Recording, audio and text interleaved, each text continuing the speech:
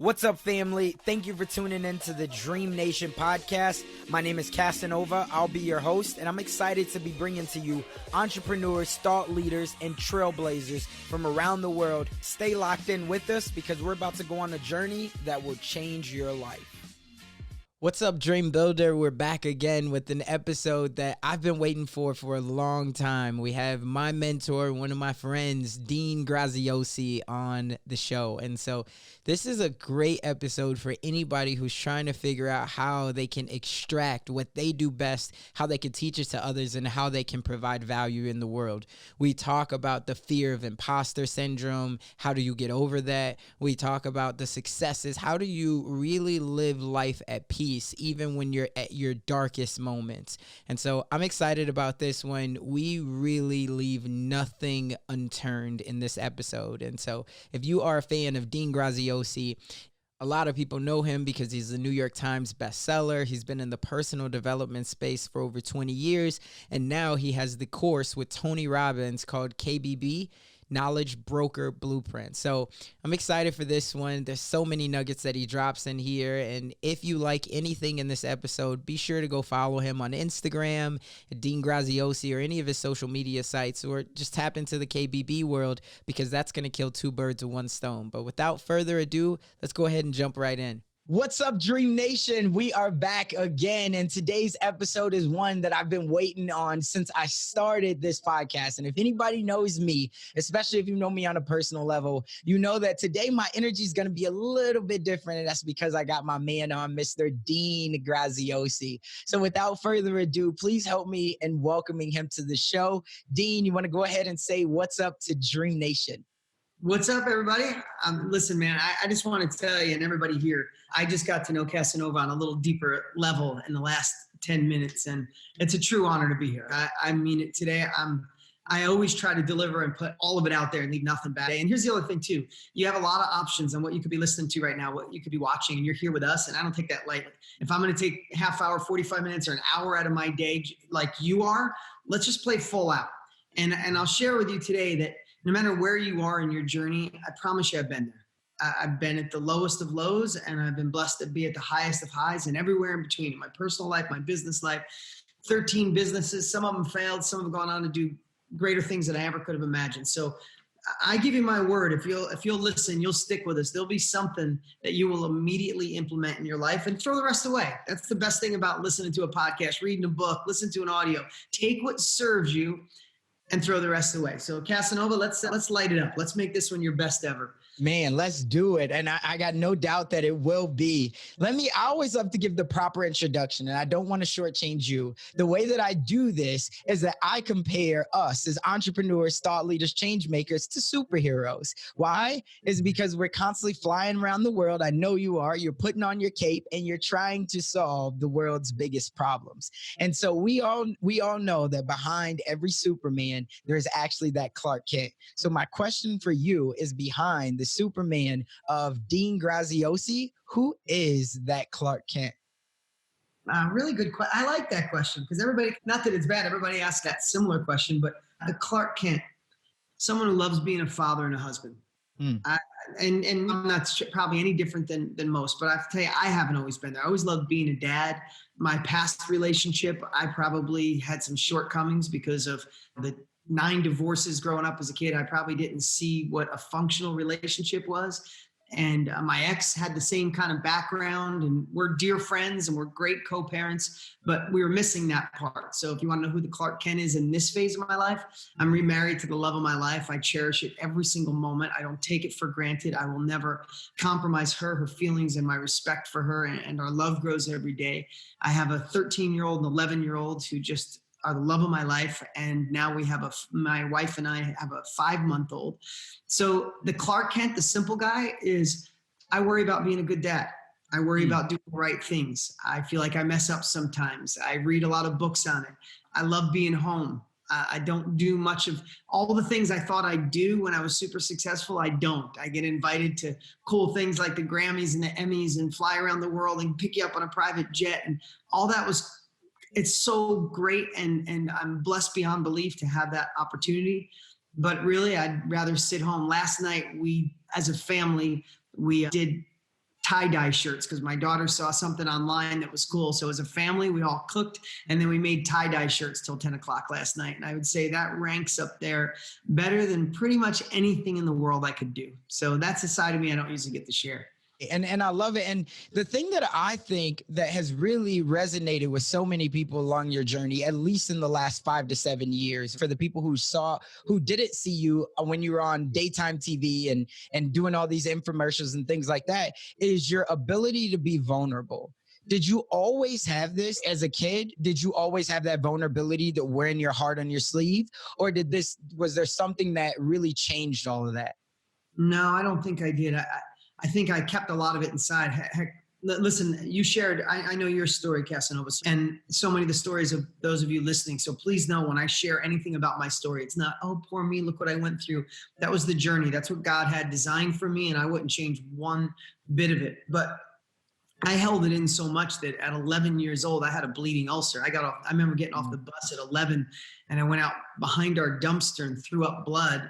And I was afraid to go in and tell my dad because I thought he would blame my mom, like all those little things. So I learned at a really young age, keep my mouth shut, keep it in, just deal with it. Like I tell my dad that I'm upset about something. He blames my mom because she's the one that wanted the divorce, even though he's the one that actually did some crazy shit to push her away. And then when I go to my mom, I didn't want to tell my mom. My dad made me upset because she might call him and it would cause such a fight. I didn't mean to get so personal, but I learned to keep shit in. I wasn't vulnerable. You could have asked me at 5, 7, 15, 18, how's everything? I'm like, wonderful, even though stuff at home was a train wreck. But I think there was just this time. It's a really great question. I've never been asked that, man. And I love getting a question I've never been asked. But I think there was a moment in Tony Robbins made a big impact on my life over 20 something years ago when I got his course. And I realized there was other teachers besides college, right? There was Wayne Dyer and Eckhart Tolle and Deepak Chopra and spiritual leaders and so many, Dale Carnegie, Earl Nightingale, like all these teachers that really shifted my life. And then I've been in this business, in the self-education business, and books and tapes and trainings and videos for over 2 decades. And I think it was a slow progress. It's funny you say this. Up until about 5 years ago, what I realized that I wasn't serving people at the highest level I could if I did wrong or that hurt or that I screwed up on. And when I started just pulling back, and things like going through a divorce is very personal. At any other time in my life, I probably would have never told anybody. And I didn't come on and say, she messed up. I was just vulnerable and say, I probably screwed this shit up. Excuse my language, but I probably messed this up. It was probably a big part of the problem.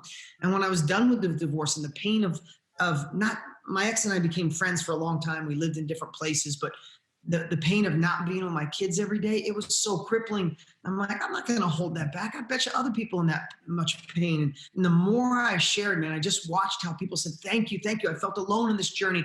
And it went from, say, a video got 10,000 posts to having 100,000 and 10,000 comments and people. And I just realized I was doing the world a disservice by holding any of the crap back. So I don't anymore. And I'm glad you say that, but I try not to. And sometimes I'm like, am I being vulnerable enough? Like, I want people to know I failed in business miserably. I was jealous when my friends went off to college or their business was doing good and mine was failing. I was envious when I couldn't retire my mom and she was struggling. Like envy, jealousy, all those things were a part of my past. Failure, feeling like an imposter. Dude, there's a lot of times I've been in rooms and like, how the hell they let me in here? I'm the dumb guy in this room. If they knew what was going on in this head, they would throw me out because they're way smarter. Like I've had all of those feelings, but I also realize that that's part of being human. And nobody can deny another level of us if we use that journey as our fuel, not our anchor. There's a million things to share on that, but I think, and one more thing I want to share on that is because I've never answered this question, so I like it. So I'm going deep on it. Something about being vulnerable really just helps you self-identify who you really are and what your values are. Like, I don't think values are one of those things that you lock them in. How old are you now, Casanova? 32. You're 32. The man you are today, like just a little bit I know you is unbelievable, but you'll be a different man at 38 and you'll be a different man at 45. And you'll be a completely different man in your 50s. And it doesn't mean that you're bad now. It means that those on a journey, those on a path, those are hungry for more, we never stop growing. We never stop contributing. And as you do, you kind of fine tune your values, right? Like you're anchoring in and then you get this I want to share this with everybody. There's a point in your life that if you're growing, there's a point in your life where you have the nerve to say no. We spend so much time in our lives. If we want more, the only way you're here, man, going from cancer and losing your mom and moving and losing money and losing your house, there's no way you got from there to where you are today without saying yes to stuff that other people wouldn't say yes to. Yes to overtime. Yes to overcoming self-doubt. Yes, when you felt like an imposter in that room where other people, you felt they were smarter, you said yes. Yes to, if there was any racial issues, you just kept moving forward. The only way you're here, man, is by saying yes. But there's this certain pivot that I'm going to tell you, for me, it was in my 40s. There's this certain pivot that yes got you here, but no will take you to your depths of who God, the universe, meant you to be. And for me to be able to say no to all the stuff that doesn't fit into a small bucket, being a good dad, being a good husband, being a good family man, being a good leader and team member to my team of 100 people, being an amazing friend to my dearest friends, and always growing and sharing, man, if it doesn't fit in that, honestly, it's a no to me.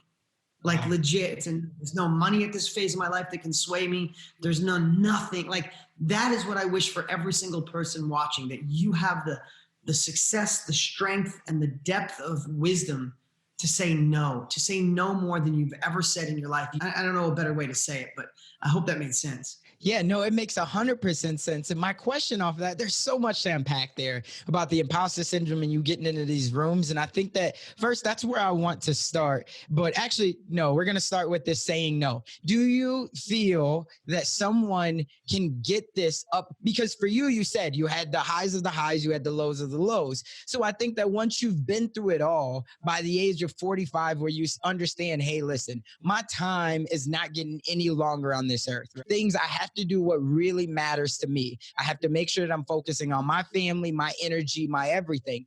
Can someone that's 25 years old, that is just starting out this business, that hasn't been through the trenches like you have, can they get that wisdom up front? Or do you think that it's some things that you just got to go through to then be able to get to this point? Don't compare my 17th step to your 8th. Yeah. No, what a great question. Okay. So I think some of it comes with time. Like I think, but time is coming anyway, right? The next 10 years are going by no matter what you do, whether you play small, stay afraid, feel like an imposter, and keep hoping the rest of the world will change it for you, or you become brave, you take uncomfortable, imperfect action, you conquer that biggest dragon, even if you do it miserably wrong at first, like that going forward and navigating new territory is actually what builds the wisdom. Time doesn't build shit. Excuse my language. Think about if you're a golfer. If you put in 10 hours a day golfing, but swinging the wrong swing, I don't care how many hours you put in, you're always going to be bad at golf. But if you put an hour of dedicated focus and learning from a master and shifting and changing, you could be a pro in no time. And I think life is the same way. If you sit on the sidelines playing small, thinking it's for other people, think you have a disadvantage that other people don't have, you think the world did you wrong, I'm not trying to be a jerk, but if you think about that, I don't care how much time you put on this earth, 10 years is going to go by and you're going to be at the same exact spot in 10 years as you are today. Secondly, because of today's world and the ability to learn from people who've already been there, we can cut the learning curve by decades. My partner and friend, Tony Robbins, he always says we can condense decades into days. How do you do that? Find somebody who's already done what you've done and do everything in your power to have them mentor you, read their books, get their trainings, get their courses, pay for speed. And you don't necessarily have to pay for speed with a check sometimes, right? I've been mentored by people in my 20s by helping them, by being so inquisitive about their knowledge. Sometimes people that are really brilliant would love to share with somebody who would actually listen and then utilize it. Find a way to cut the learning curve. And I think today our access to self-education, to learning from others is so readily available that if you're not obsessing on it, then maybe it's time. Yeah, I think that's a really key point and a good segment into the next one. And for you, you've done something, you've been here's the thing. When people are first starting out, the number one question that you get, especially in business, is you have to figure out who is your avatar, right? The riches are in the niches. And I'll be honest and be vulnerable to say that for me, I've always struggled with that, because some of us, we feel like we have a lot of talents. We feel like we don't want to be trapped into a box. We feel like we want to go out and help many people in many different phases. Then all of a sudden you start to lack a little bit of clarity. And then me, and again, this is me being 100% honest, and I know there's someone else out there like this. I've said this with so much conviction of who exactly is Dean's perfect avatar. Because I feel like when you look at the crowd and all of the people that are motivated at any of the crowd, you got 40,000 different people there. And I know that I'm different than so many other people, but I feel like I am one of your perfect avatars. So for you, with all of the pivots, and you use that word that you've made in life, how have you become comfortable with, in my eyes, being more of a generalist and teaching people about their own KBB knowledge broker blueprint, rather than being a specialist and saying, here is the specific person that I help? Yeah. Really, really great question. Man, I love when I get questions I've never heard. So good job. I would say my perfect avatar is someone that knows they can't settle for half of what their potential is. I don't mean to overgeneralize, but if you look at you, listen, you have dude, let me just tell you, the story you told me before, I got tears in my eyes because of your story, especially because it reminded me of my grandmother and some things in my own life. But you have every excuse in the world, brother, to say, hey man, I tried, but the world just was against me. I got cancer at a young age. I was born, my two best friends died when I was 8 years old.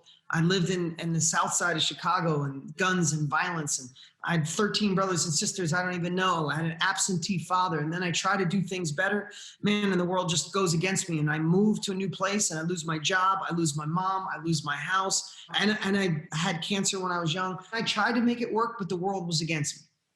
Like, you have every reason in the world to do that, man. You have every reason in the world to start drinking back then, or start doing drugs, or just say, screw it, I'm giving up on life. But you didn't. And I think I don't just want the Casanovas who are the ones that went after it. I also want those that are like on the fence going, I know the world's telling me I should just sit here, but I know there's more gas in the tank. I know I have more to give the world. Listen, Dale Carnegie, 50, said something that's always stuck with me in one of his books that he wrote. He said he thinks the biggest plight of our world is knowing you have more potential and not using it. Like, if you think about that, that's who I love to communicate with. It doesn't have to be the Casanovas who you've already gone through the valley, man, and you're on your way up, you're skyrocketing. I can't wait to watch your career, where you'll be in your 40s, where you'll be in your 50s. I can't wait, dude. I'll be an amazing bystander watching your journey. And mentor. I want the person who was maybe where you were 5, 7, 10 years ago, or wherever was it, where you were at a point where, do I just give up and keep going? And if I could catch that person at that vulnerable part to say, hell no with giving up. Hell no. Yes, you have every reason to quit, but you also have every reason now. You have the fuel for greatness, right? That's why I wrote my last book, The Underdog Advantage. It's like that fuel can be the lift off, right? What do they say about a rocket? Like, most fuel to get a rocket into space is like the first 20 feet. Right. I want to be that fuel to just I'm not making someone successful, but if I could be that little like nudge to get them going, then that lights me up. It's why I have so much enthusiasm. I'm in better shape, more energy, more alive at 51 than I was at 21, 31, 41. And I think it's because I have this burning desire to give those knowing there's more, just a little hand up, right? I'm not their messiah. I don't feel like I motivate. I feel like sometimes, hopefully today, if you're listening or watching, if there's just one thing today that makes you disturbed enough to take action, like sometimes it's not even motivating to action. It's disturbing people to action, because the truth of the matter is, if you just listen to us and you get inspired today, but you don't make any changes, you will be at the exact same spot 5 years from now. And that feels like crap. Yeah, that was a long answer to a short question. I believe that there are way more people that have a desire for more that just don't invoke it or don't wake it up. And if I can wake it up, then I did my job. And secondly, the thing that I see, like right now, the self-education industry, it's changed my life. It's changed Tony's life. It's one of the fastest growing industries in the world, even faster because of COVID. So it lights me up every day to help people get in that space because I know they can change their life if they're in it. And if those ingredients are there, man, there ain't nothing stopping me. I like going bigger, better. I had somebody say to me 2 days ago, they're like, I've never seen anybody have such high expectations as you. Do you think that's why you're successful? And I've never been asked that, but I really think that's one of them. I don't like to dabble. And even when I was broke and a dreamer, when I wanted to build my first house, I built the biggest house in my little town at 25. And everybody, my father told me I was going to go broke. He's like, you're going to lose it. Like, he got so mad at me. We fought and didn't talk for 3 weeks because I was building this big house. But man, I love letting it big and just doing whatever you can to make it happen. Hey, what's up, Dream Builder? Have you been getting any value out of this episode? Would you like to get more exclusive content just like this delivered right to your inbox? If so, head on over to DreamNationPodcast.com and you can sign up for the email list, and that will give you access to exclusive content and more interviews just like this that's going to be delivered only to our tribe. So head on over to DreamNationPodcast.com. Let's get back to it. My question after that, for a lot of people right now that are starting a business or that want to get out there and really become this knowledge broker of the knowledge that they already have in their head, they associate it with risk. Do you feel that someone has to be willing to burn the ships? Or do you feel that there's another way as you're teaching people to say, hey, listen, if you have that 9-to-5 job, I'm going to teach you how to do it while still having this 9-to-5 job? Or do you say, hey, the most successful people I know, they burn the boats. Let's go get it. Yeah, great. That's another great question. And I want to tell you, it's funny you say that. Sometimes I go a little long, so don't be afraid to reel me in. But you said something before about you have this desire to do more and go, not be so niche, right? Like the riches are in the niches. So know that the riches are in the niches, but people don't finish that statement. The riches are in the niches because that's how you get momentum. That's how you start. And that's how you on group. And once you get that dialed in, you add in another group. And once you get that dialed in, you need another. So the riches are in the niches only because it's the starting point. As you see, I didn't settle for the niches. I mastered that niche and I went to my next one, and I mastered that and I went to the next one. So I don't think people finish that right now. Let me answer that question is, I believe if I look at my own life, I was working on cars. I fixed wrecked cars in a collision shop, sucking paint every day. I worked on cars every day. Hated it, but I found a way to love it because I knew it was just a stepping stone. Because while I was working on cars, I got my first no money down real estate deal that I was working on at night. I'd work on cars, suck fumes, get dirty, change engines, paint cars. And at 5 o'clock, I'd go home and eat. And I'd go work on my houses till about 1 o'clock in the morning. And I worked on cars until I got about 25 rental units. I started building houses. I was subdividing land. And all of a sudden I realized this income is replacing the cars. I'm done with the cars. And then I got real estate cranking so good, flipping houses, doing it. I wanted to go into the self-education industry and build a course. But I was flipping houses on a monthly basis. And those flips were funding my self-education industry and infomercials on TV. And I kept all of that and I still do real estate, but it wasn't my full-time gig anymore because my knowledge business started paying bills and had me doing that.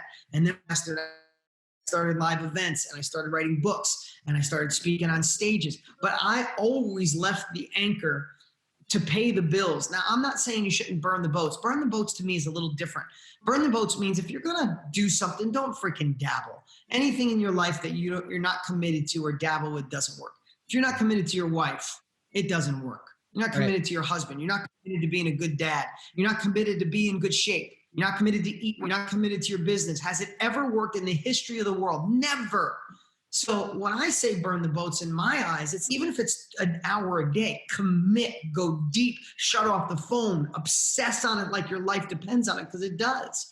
So that's burning the boats to me. Also, if you already have a job and that's paying the bills and you got to do something new, the only thing I'll tell you, and to not go too deep, is you got to say no. You got to really analyze the things in your life that you do on a daily basis. And find the things that don't serve you, serve God, serve your children, a bigger future, more income, more success, more freedom. How hard it is. Hanging with certain friends. They maybe got to be put on hold right now. Going out to happy hour 3 nights a week. There's certain things you can't talk out of both sides of your mouth. You can't say, I want another level of life. but I still want to party on the weekends and I still want to blow my cash even though I don't have it. Like, you don't get it all, and that's just it. But I can go on forever. But remember, the last thing I'll say about that is living life the hard way is easy. Living life the easy way is hard. And what I mean by that, sacrifice a couple of years where you're working your job and you're building your side hustle. So it could be your full-time hustle, and you sacrifice going out a little, not completely. You sacrifice on certain things for a short period of time. That's hard. You might miss out on some parties, might miss out on some fun. If you're single, you might miss out on some dates for 2 years. But that hard gives you 40, 50 years of an amazing life. Or you can blow all your money now, order lots of fried food, sit on the couch, do nothing. That's easy as hell. But your health suffers, your income suffers, and the life down the road. So just remember, it's easier to live hard now and easier later than easy now and hard for the rest of your life.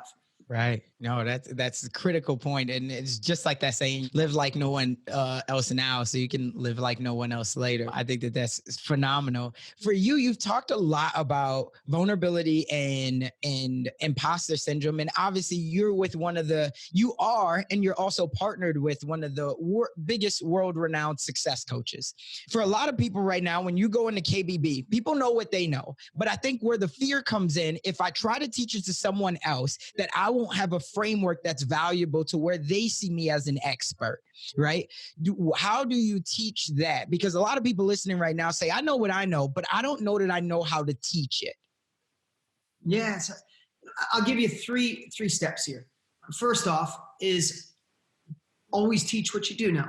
If you could go back and spend 2 days with your 5-year younger self or 10 years younger self, and you only had 2 days to teach something, what would you teach yourself? Like, I always think about that. If you had to go back, man, and talk to your 32, if you could go back and spend 2 days with your 22-year-old self, and you had 3 days Casanova to put something together, what would you teach? Like, when you start looking through that framework, you go, oh, let me back up, man. Let me back up. Hold on. First, I'd have to do mindset, because back then I thought my life was screwed. And then I realized that was for me, not to. You would probably think of some mindset stuff. And you're like, oh, this is how I sold so much real estate. Man, there's a strategy to sell. Ooh, let me think through that. How do I sell? Well, first, I look people in the eye. I do this. I listen better than anyone else. I'm persistent. I call. Then you start structuring, oh, this is how I sell.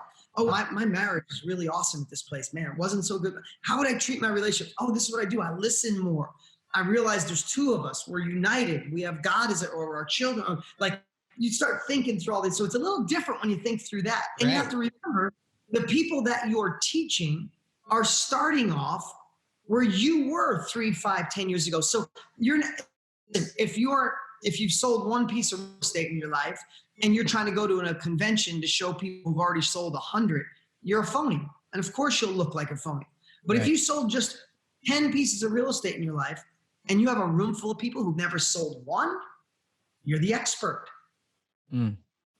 You're the expert. So it's also who the audience is. So that's why marketing is so important. You want to attract who you want and repel those you don't. You want to attract people that would want exactly what it is. And then the last thing I'll say, I want you to think about this. In every teaching moment, we all had the 3 S's. We had a struggle. Mm-hmm. We searched for the answer. And then we found a solution. Struggle, search, solution. Just think about that. If you came to me right now, I said, man, how the hell did you sell so much real estate and change your life?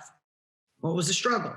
Man, I was going through this. Nothing. I had to do it. What was the search? Man, I searched for a way to connect. I found this thing online. I read this book. I had a mentor.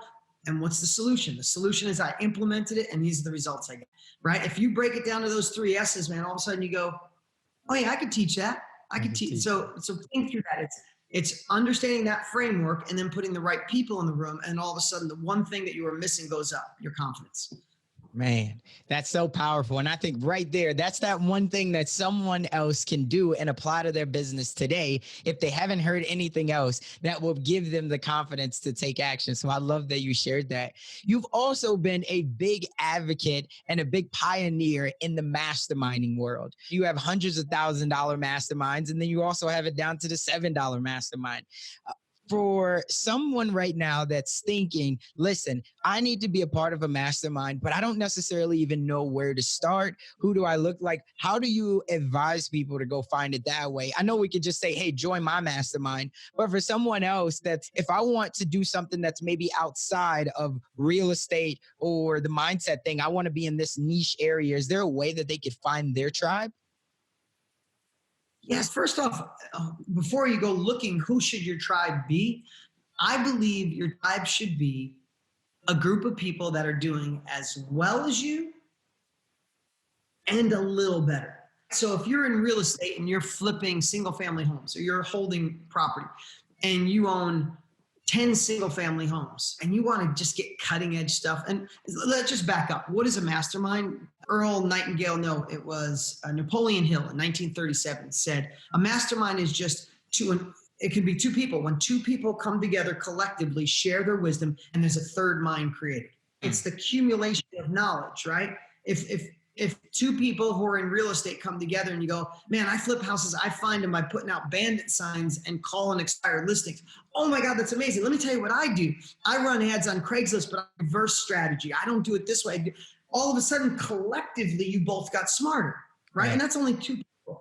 So one is know that the collection of wisdom equals a higher power. And that's why people say, I'm going to do this on my own, or I got to figure it out on my own. That's so outdated. Why would you figure it out on your own when collectively you can go so much faster? Secondly, again, find peers that are doing as good as you and a little better. You don't want people who are below you, because unless you want to create a mind to teach them, right? You want people who are doing the same as you and a little better, because if you go with somebody way better, it's too far of a bridge and it could overwhelm you. For example, let's say you're in the real estate investing company or business and you flipped 20 houses and you're thinking of going into buy and holds. You don't want to go with a group of people who own multiplexes with 500 units. They're looking at completely different things. They're looking at their cash flow in a different way. They're using funding in a different way. They're not managing the properties. They're like, there's different criteria, and then you feel out of place and you're like, masterminds aren't for me. No, you just surrounded yourself with the wrong people. So one is get around similar type people. Go find Facebook groups. Right? That's how I'd start. Go find Facebook groups that have similar interests, start engaging in there, and then just keep looking for that peer group that's doing as good as you or a little better. Oh, I love it. Man, you've had so much knowledge and wisdom that's always been poured into you. Do you ever look back and say, because I found this one person, I think that it's been so monumental on my life? Like, I'm sure you say it now with your wife, but in your business and in you being a mentee, is there ever one person that you say, thank you, God, I'm so grateful that you brought this one person in my life? At a young age, it was my grandmother, because she just gave me the vision of anything's possible. My grandmother told me every day that I was beautiful, which is cheesy to say, but every day she said, you're beautiful. And secondly, she'd say, don't ever listen to anybody. You could do whatever you want. And I think you could say that to a kid, yeah, Graham, but we don't have anything. And how could I? But she said it so often and with such confidence that I just ended up believing her. Right. Like, I don't know how to say it. I tell my kids, I do the same thing for my kids every single day. So I hope it lands with them. And then I have a lot of great people along the way. People that I didn't realize I was learning from, that gave a lot back to me. But I say it a lot, but I always give a lot of credit to Tony Robbins. If he didn't have an infomercial and create a product and a course, and I didn't buy that off of TV, I think I'd still be successful, but I would absolutely not be where I am today. So it's cool that he was someone I bought a course. He changed my life. He was on my list of the number one person I'd ever want to meet. And now he's best friend. We talk 5 times a day, every single day now. So it's crazy how life can turn around on you like that in such a good way. Yeah. What's one of the ways that he's challenged you? Because obviously when you talk about great brotherhoods, great friendships, right? Great family, a lot of the times we don't want just the yes men around or the yes women, right? We want the people that challenge us to do more, be more, have more, and ultimately be able to give more. So talk to me about a time that he's challenged you that you've been, but you went through it anyway. And he had a strong part in that.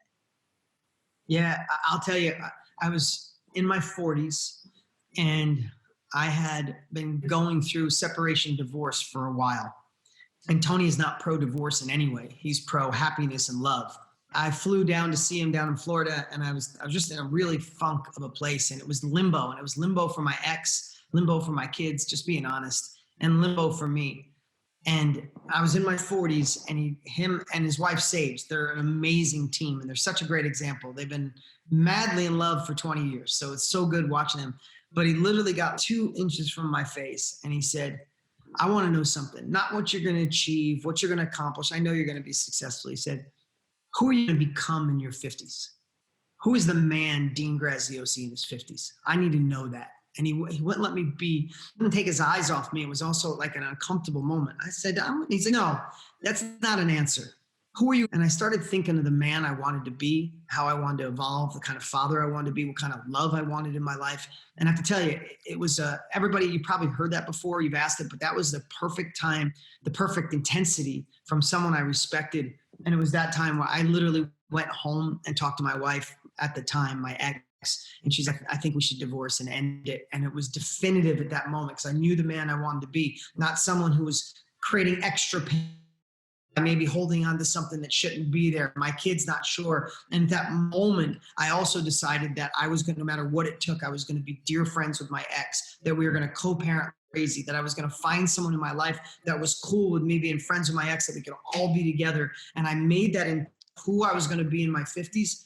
And holy crap, I listen, whether you believe in manifestation or believing in that what you put out there you get, nothing could have proved that to me more than that moment. I literally, over the next 2 weeks, and this was years ago, I wrote down what kind of relationship I wanted with my ex, what kind of father I wanted to be. I wanted to replace quantity of time with quality of time and 50-50. And I thought how I was going to make it the most fair divorce in the world. I wasn't going to listen to any of my friends like, oh, screw her, screw him, and she did this and he did this. None of that mattered because my kids were front and center. I put them center. And I even wrote down, someday when I have a relationship, I need someone who can accept this, who loves me, who will love my kids like they're their own. I wrote some really tough things, like almost to a point like that ain't going to happen. And I look back, and I'm not just trying to say this to be like, oh, look at my great life. We've all had our things. But I found that exact woman. My kids are thriving. My ex and I are dear friends. On Mother's Day, my wife is sitting down with my kids, making Mother's Day cards and presents for my ex. Like all that happened, and it was a lot of work. It wasn't just that one thing. But man, when he held me accountable to that at that very moment in my life, I realized the man I wanted to be, not what I wanted to achieve. And I think that's some of the things we can ask ourselves, right? Who do you want to become throughout your 30s, Casanova? You're listening, right. In your 20s, your 30s, your 40s, your 50s. Who do you want to become? Because a lot of times when you identify who you want to become, the byproduct is more success than you ever imagined possible. Mm-hmm. Even since I've been blessed to have incredible success in my life, but the last 3 years, the greatest success ever. And I think a lot of it is because I'm aligned with my heart, love, God, the universe. Anyway, just know that no matter where you are right now, like I said, I bet you I've been there. Wow. But there's a whole nother level of life waiting for you. And things like listening to Casanova, listening to this podcast, being here, seeing proof of other people doing it, that's really sometimes the only launching pad you need to make it your reality. Facts. No, that's perfect. Perfect answer. And I guess my question from here is, as we look at all of the success that you've had, is when you look back on these last 2 decades, what's one thing that you think that if you would have implemented this sooner, that it would have helped to accelerate your dream becoming a reality? Being more honest with myself. Yep. 2 things. What did you lie to yourself about? Being in the wrong relationship and hiding that from the world, hiding it from my children, hiding it from my family, feeling like I messed up, like your parents messed up and now you just followed exactly what they've done. So I think if I was more honest and open about that at an earlier time, it would have helped everybody. So that's probably one of the reasons I'm so damn transparent now. And probably one of the reasons I said 5 years, it's been about 5. I said I'm more transparent in the last 5 years. That probably taught me my last lesson about be vulnerable, be transparent, say it like it is, because it's the quickest way to healing. Got it. And do you feel like Do you feel like that you didn't have the right environment? Because I'm big on environment. I'm big on relationships. Do you feel like you didn't have the right environment to challenge you at that point to be more self-aware and vulnerable? So it was, and if so, if you didn't have the right environment, do you put that onto yourself as in, because you've known Tony for what, 20 years now? No, about 12. 12 years. Okay. So at that time, when was it a time that you just felt like those people in your circle weren't giving you the best of advice, or do you feel like they were, you just weren't listening? So here's something I want to throw back at you. Sometimes when you don't hear the truth, you surround yourself with people who tell you what you want to hear. And I would bet it was more of that, right? It was more of, I'm just gonna put my head down, be a good dad, be a good business leader. And why should I expect a great relationship too? And yeah, like I probably surrounded myself with the people who fueled the wrong thing. And you get transparent and you get next level transparent and more open. Sometimes those people that were around then burn off. They can't be around such truth. And all God, the universe, whatever you believe in, brings the right people into your life because you have the ability just to be you. And there is no better feeling, man, than to be who I am right here. And I'm the same exact person to my children, and I'm the same exact people with my wife and my team. And if you catch me by accident, like there's no better feeling than being that one congruent human. Like I think that's the greatest gift. Got it. I love it. The last thing I want to know is, what's something that I have not asked you that you wish that I would have, or something that you've been very transparent about for a lot of people lately? I would say lately, I've heard more than ever, and I don't mean to beat up on a topic I already touched on, but I've heard more than ever this word imposter syndrome. I think it's always been around. That's a term now. And I hear it all the time. Like I'll in my groups, I could do this, but I feel like I'm an imposter. I have imposter syndrome. And man, I really have gone deep lately thinking through that. Like, why is this so relevant? And it's not the word that's relevant. It's always been there. We just gave it a name in recent years. I felt like a phony. I'll just be honest with you. I still do sometimes. I felt like a phony so many times in my life. And I love sharing it now because the more I share it, I know people go, no, you? I've watched you on stage with 30,000 people, or Tony and I in front of last year KBB, we had 380,000 people live at one time. And I can do that with pure confidence, and people like, you? Nah, it's a hell yes. Even partnering with Tony. You know, sometimes I'll go back to that broke kid who couldn't read well, who barely graduated high school, who doesn't have a college diploma, that people told were dumb. I don't know how that still lives in me because I write books. I live it every day. Personal growth is my life. This is what I do. I do a video a day for years, thousands of videos on this. And I do live a great life and have abundance in my life. And I attracted the right wife and all this is great. And still, I have that little annoying voice in me that tells you you're going to fail. You're going to lose it all. You're going to go back to that broke guy. People are going to discover you're not that smart. I'd love to say that guy burned off, but he's still in there. I'm stronger than him. His voice is little now. He used to have a much bigger voice in my teens and my 20s. Right? Just shut that little guy. He's little, but it's still in there. And there's lots of things I like to be vulnerable about. But that one I love to share because I still got that scared little kid who lives in me. But I also, and so do you, I also have a hero that lives inside of me. You said earlier, superpower. Like I have a hero that lives inside of me. And if I invoke his thinking, if I look for him to come out, the one that helps solve problems, that figures out solutions, that takes care of his family, retired his parents and takes care of my kids. And I got my family and I got my team who works for me. And we went through COVID and had massive shifts, but I got them and we didn't have to make massive layoffs. And I'm also that guy. Right. I'm also that Clark Kent in there. And we all have both. It's just not Dean. It's just, which one are you feeding? Are you feeding that old Indian proverb about the wolves, right? Which one are you feeding? Are you feeding the one with self-doubt and insecurities? Or are you feeding the one that can get this done, take care of it, and be a leader? And I would just say today, the world has gone through a major shift and it's still in the midst of it. And there's lots of craziness going on around the world. And I would say if there was ever a time for you to be a role model, to be a leader, to step up, is now. The world needs you. This isn't just some crazy cry from a guy that, wrote some books. I'm just telling you, I've been on this earth long enough to know what's going to solve what's going on in our world right now is people who step up, who have a voice. You become a leader in your home, and then a leader in your community, a leader in your business, leader in a created tribe. But we need role models. And if that doesn't inspire you to say, the hell with these fears, I'm going to slay that dragon. I'm going to face my biggest worries. If you can't do it now, when are you? When is going to be a better time than right now? Because now is the world needs you, especially here in America. We need you to step up. We need those voices and we need those leaders. Man, this has been a phenomenal time with you. I'm so grateful that you came on the show. You blessed us with your wisdom and that I got the opportunity to talk to you. Remember, DreamNation, just as my man said, you have to take action. You have to channel that inner hero, because if you do not, it will only merely be a fantasy. And at the end of the day, we all would rather live with failure than regret. And so that's all we got for this one. Thank you. I look forward to seeing you on the next one. That's all we got for this episode. Thank you for sticking around. That truly means a lot to me, and hopefully that means that we delivered massive value on this one.